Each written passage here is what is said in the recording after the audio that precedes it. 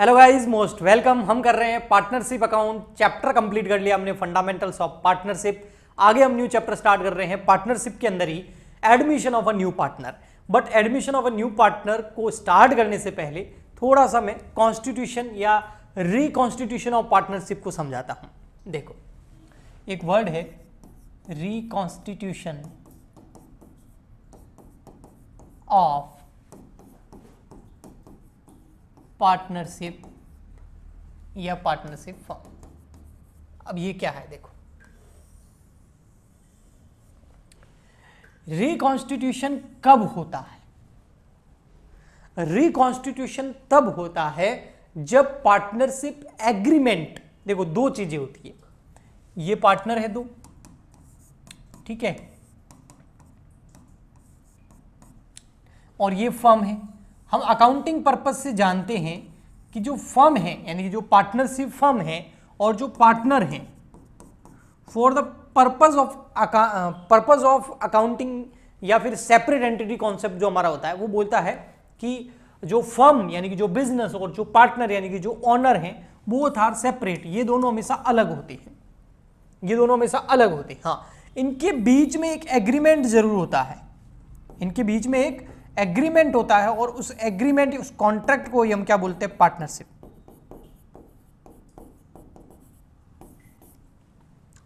अब reconstitution of partnership का मतलब है ये जो पार्टनरशिप बनी हुई है, ये जो कॉन्ट्रैक्ट बना हुआ है, ये जो एग्रीमेंट बना हुआ है, हाँ, इसके अंदर कोई रिकॉन्स्टिट्यूशन हो रहा है, इसमें कुछ बदलाव हो रहे हैं, फर्म में कोई बदलाव नहीं हो रहा है।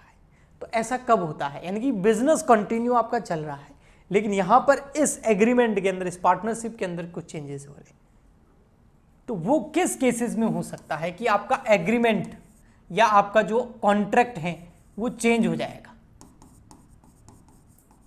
पार्टनरशिप एग्रीमेंट या जो कॉन्ट्रैक्ट है वो चेंज हो जाएगा, ऐसा कब होगा? कौन कौन सी सिचुएशन में? फर्स्ट, अगर न्यू पार्टनर एडमिट हो जाए, यानी कि ए है और बी है, अब एक नया पार्टनर आ गया सी, तो क्या ये पुराना वाला कॉन्ट्रैक्ट, पुराना वाला एग्रीमेंट जो इन दोनों के बीच का है वो कुछ काम आएगा? नहीं, वो रद्द हो जाएगा, उसको फाड़ के फेंक देंगे, एक नया एग्रीमेंट बनाएंगे, नया कॉन्ट्रैक्ट बनाएंगे, नई पार्टनरशिप एग्रीमेंट बनाएंगे, तीनों के बीच में जो थर्ड पार्टनर होगा उसको मिला करके। और कब हो सकता है? और हो सकता है अगर कोई पार्टनर हो जाए रिटायर,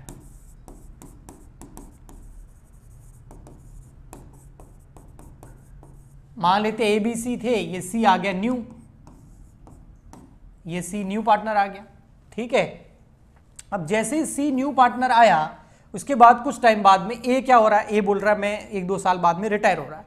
तो ए अगर रिटायर हो रहा है तो अब ये दो बच जाएंगे, हाँ, तो अब वापस वो जो तीनों के बीच का एग्रीमेंट था वो बंद होगा और एक नया एग्रीमेंट बनेगा इन दोनों के बीच में, जो रिमेनिंग पार्टनर्स है उनके बीच में। या फिर हो सकता है रिटायर्ड ना हो कि उसकी डेथ हो जाए, डेथ ऑफ पार्टनर, किसी पार्टनर की डेथ हो जाए, तो उस केस में भी रिकॉन्स्टिट्यूशन हो जाता है पार्टनरशिप का। या फिर इनके बीच में जो पार्टनरशिप एग्रीमेंट है उसकी जो कुछ कंडीशंस है, उसकी जो शर्तें हैं, उसकी जो बातें हैं, है ना, उसके जो आइटम्स है, उसके अंदर कुछ चेंजेस हो जाए, जैसे कि change in profit sharing ratio.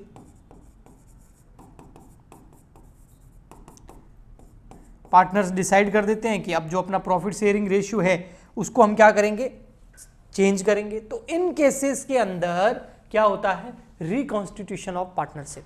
तो रिकॉन्स्टिट्यूशन ऑफ पार्टनरशिप जब भी वर्ड आए तो उसका मतलब समझना, या तो एडमिशन की बात कर रहा है, या फिर रिटायरमेंट की बात कर रहा है, या किसी पार्टनर के डेथ की बात कर रहा है, या फिर उनके प्रॉफिट शेयरिंग रेशियो, जो पहले से एग्जिस्टिंग प्रॉफिट शेयरिंग रेशियो, उसके अंदर चेंजेस की बात कर रहा है।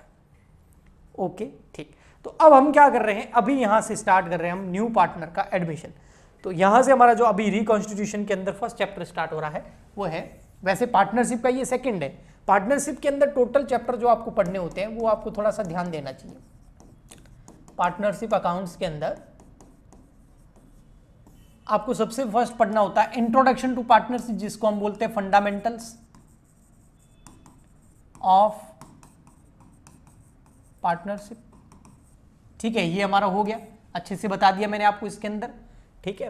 नेक्स्ट सेकंड नंबर आता है एडमिशन ऑफ पार्टनर या न्यू पार्टनर, कोई नया पार्टनर आ जाए। Third number retirement and death, retirement भी हो सकती है एंड डेथ भी हो सकती है of a partner, old partner. और फोर्थ नंबर आ जाएगा हमारा डिसोल्यूशन ऑफ पार्टनरशिप, नहीं पार्टनरशिप फर्म।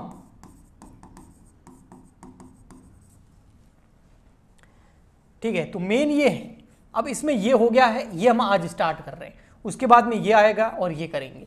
अब कोई बोलेगा सर कुछ और भी तो है, जैसे गुडविल का एक चैप्टर अलग दे रखा है हमारे, या change in existing profit sharing ratio का हमारे चैप्टर अलग दे रखा है, तो बेटा वो मैं इनमें ही शामिल कर दूंगा, एडमिशन वाले के साथ में उनको मैं ले लूंगा। ओके, ठीक है, ठीक।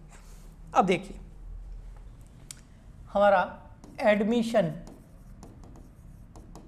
Of a new partner. अब बेटा समझना, आप इसको अच्छे से समझना, ठीक है। अगर एडमिशन होगा तो उसमें क्या क्या प्रॉब्लम्स आ सकती है, क्या क्या हमें अकाउंटिंग करनी पड़ सकती है। तो एक सिंपल सा मैं आपको एग्जाम्पल देके बताता हूँ। सबसे पहले तो आपको पता है कि एडमिशन का मतलब क्या हो गया, रिकॉन्स्टिट्यूशन हो गया। रिकॉन्स्टिट्यूशन ऑफ जो भी आपका एग्रीमेंट है, पार्टनरशिप एग्रीमेंट, उसका रिकॉन्स्टिट्यूशन हो जाएगा। पार्टनरशिप फर्म का नहीं होगा, पार्टनरशिप फर्म तो बिजनेस तो चलेगा ही, है ना, वो बंद नहीं होगा और वापस चालू नहीं होगा। पार्टनरशिप जो एग्रीमेंट है या पार्टनरशिप जो कॉन्ट्रैक्ट है या पार्टनरशिप उसको हम बोलते हैं डीड, वो वापस बनेगी, वो नहीं बनेगी। ओके, ठीक है। ओके, तो ओल्ड खत्म होके एक न्यू पार्टनरशिप डीड बनानी पड़ेगी, न्यू पार्टनरशिप एग्रीमेंट कॉन्ट्रैक्ट बनाना पड़ेगा। ओके जी।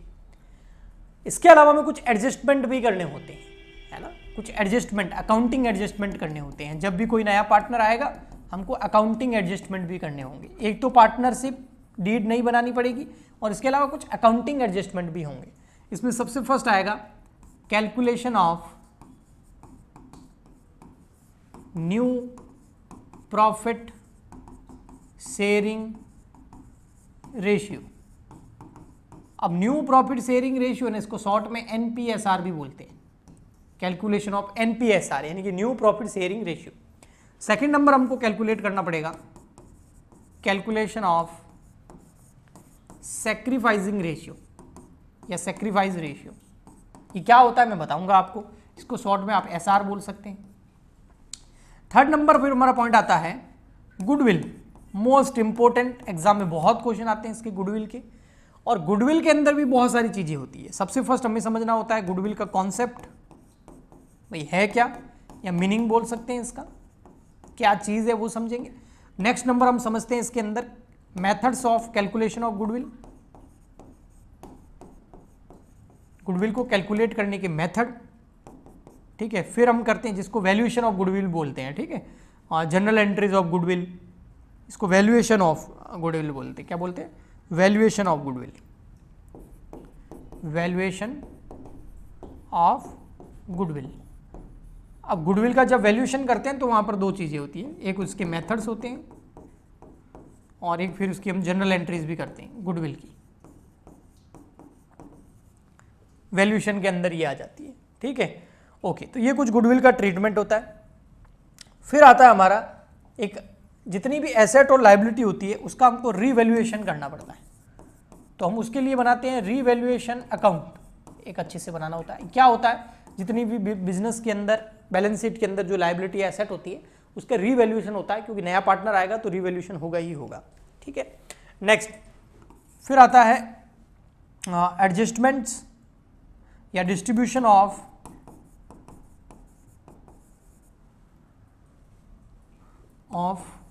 Accumulated profit. अब ये क्या होते हैं मैं बताऊंगा आपको। प्रॉफिट्स भी हो सकते हैं, रिजर्व्स भी हो सकते हैं, कोई लॉसेस भी हो सकते हैं। 6th नंबर आता है आपका इसके बाद में partners capital account, partners capital account वो बनाना होता है। 7th नंबर आता है एडजस्टमेंट ऑफ कैपिटल। ये सारे एडजस्टमेंट हमको करने पड़ेंगे इस चैप्टर में, adjustment of capital on the basis of new partner और ओल्ड पार्टनर, और लास्ट नंबर में बन जाती है बैलेंस शीट। इसके अलावा छोटे मोटे और हो सकते हैं, वो क्वेश्चंस के साथ में जब चैप्टर हम करेंगे तो उसके बीच में मैं आपको बताता रहूंगा। मेन आपको ये अकाउंटिंग ट्रीटमेंट करने पड़ते हैं और पार्टनरशिप डीड जो है वो चेंज हो जाती है। ओके ठीक। अब एक एग्जाम्पल से बताता हूं क्या फर्क पड़ता है जब कोई नया नया पार्टनर आता है। मान लेते हैं ये है मिस्टर ए, ठीक है, और ठीक है ये है मिस्टर बी। अब आप बोलोगे सर ये मिस्टर बी को उदास, ए को उदास मिसेस बी, ठीक है, या हस्बैंड वाइफ कर लो, ये हस्बैंड है, बड़ा खुश था, लेकिन जैसे हस्बैंड बना अच्छे अच्छों की बैंड बज जाती, ये तो कौन से खेत की मूली, ये वाइफ, ठीक है, ओके। इनकी बहुत अच्छी खासी दोनों की मिला के प्रॉपर्टी है, मान लेते 2 जने ही हैं, और इनकी जो प्रॉपर्टी है वो है, मान लेते हैं फॉर एग्जांपल के लिए मैं छोटा ही अमाउंट ले लेता हूँ, 10 करोड़ की, 10 करोड़ की प्रॉपर्टी है, ओके। अब हस्बैंड और वाइफ मिले तो इनका एक बच्चा पैदा हो गया, मोनू। जब ये बच्चा पैदा हो गया और अब इनकी प्रॉपर्टी जो है वो 10 करोड़ रुपए की है, ठीक है, 10 कर लो या चलो 12 कर लेते हैं ताकि कैलकुलेशन अच्छी हो जाए, चलो 2 ज़्यादा ही करते हैं, कम क्यों करें। अब अगर इस तीनों में ये प्रॉपर्टी को मैं डिस्ट्रीब्यूट करूं तो कितनी कितनी आएगी, तो 4 करोड़ 4 करोड़, तो 4 करोड़ इसको अगर इक्वली डिस्ट्रीब्यूट करें, 4 करोड़ इसके और 4 करोड़ इसके बच्चे के इनके, तो हो गए 12 करोड़। बढ़िया चल रहा है मामला, हाँ। अब क्या हो गया, थोड़े टाइम बाद में एक नया मेहमान और घर पे आ गया और उसका इन्होंने नाम रख दिया छोटू। तो छोटू आ गया नया मेहमान, जैसे छोटू आया, अब क्या अब भी इनको 4-4 करोड़ की प्रॉपर्टी मिलेगी क्योंकि 12 करोड़ है इनके पास में? नहीं, अब ये पुराना एग्रीमेंट खत्म, अब ऐसा नहीं हो सकता, किसी भी हालत में नहीं हो सकता। क्यों? अब मेंबर बढ़ गया है। तो पहले क्या था, जब 3 जने थे, हस्बैंड वाइफ और मोनू, तो 12 करोड़ की प्रॉपर्टी इसको 4 करोड़ 4 करोड़ 4 करोड़ मिलती थी। अब क्या हो गया, अब न्यू सिचुएशन ये है कि हस्बैंड भी है, वाइफ भी है, मोनू भी है और छोटू भी है। तो क्या अब भी इनको प्रॉपर्टी 12-12 करोड़ की मिलेगी? नहीं, 3-3 करोड़ की मिलेगी। इसको 3 करोड़, इसको 3, इसको 3, इसको 3, इक्वल बांट रहे हैं ना। अब मुझे ये बात बताओ कि हस्बैंड को पहले कितनी प्रॉपर्टी मिलती थी? 4 करोड़ की, लेकिन छोटू के आने के बाद में इसको कितनी मिल रही? 3 करोड़। तो इसने क्या किया, अपनी प्रॉपर्टी में से 1 करोड़ किसको दिए? छोटू को दिए। फिर वाइफ को भी कितने थे? 4 करोड़। अब उसको कितने मिलते? 3 करोड़। तो इसने भी क्या किया, 1 करोड़ किसको दिए? छोटू को दिए। तो 1 करोड़ हस्बैंड ने दिए, 1 करोड़ वाइफ ने दिए। मोनू को भी देने पड़ेंगे। मोनू को पहले मिलते थे 4 करोड़, अब मिलेंगे 3, तो मोनू ने भी कितने दिए? 1 करोड़। किसको? छोटू को। तो छोटू को 1 करोड़ हस्बैंड ने, 1 करोड़ वाइफ ने, 1 करोड़ मोनू ने दिए, तब जाके इसके पास कितने हो गए? 3 करोड़। सिंपल सा फंडा है। अगर कोई नया मेहमान आएगा, नया मेंबर आएगा, नया पार्टनर आएगा, तो जो ओल्ड होते हैं, हाँ, उनकी चाहे एसेट में हिस्सेदारी हो, चाहे प्रॉफिट में हिस्सेदारी हो, वो हमेशा कम होगी, क्योंकि वो उसको सेक्रीफाइस करेंगे। ठीक है, मान लेते हैं 3 बंदर हैं, अब बंदर मुझे नहीं बनाने आते, ठीक है, 3 बंदर है या 3 फ्रेंड है, चलो 2 फ्रेंड है, ये 2 फ्रेंड है, ठीक है, इनके पास में ये ब्रेड का टुकड़ा है। अब ये दोनों को आपस में बांटना हो तो क्या करेंगे? पिज्जा है मान लेते, ब्रेड के टुकड़े का, तो क्या करेंगे? उसको पिज्जा बोलते हैं, पिज्जा। तो क्या करेंगे? 50% दोनों आपस में बांट लेंगे। अब इन्होंने तय कर लिया भाई 50% पिज्जा तेरा, 50% मेरा, अपन खा लेंगे। तभी इनका एक और दोस्त आ गया। अब बताओ, क्या अभी भी इनको 50-50 मिलेगा? जैसे ही खाने वाले थे वो टपक गया, नहीं सर, अब तो 50-50% नहीं मिलेगा। ठीक है, फिर एक और फ्रेंड आ गया इनका, मान लेते एक और आ गया, इन्होंने सोचा चलो ठीक है बांट लेंगे, जितने में एक और आ गया, अब 4 जने हो गए। क्या अब सबको 50-50% मिलेगा? बिल्कुल, किसी भी हालत में 50-50% नहीं मिलेगा।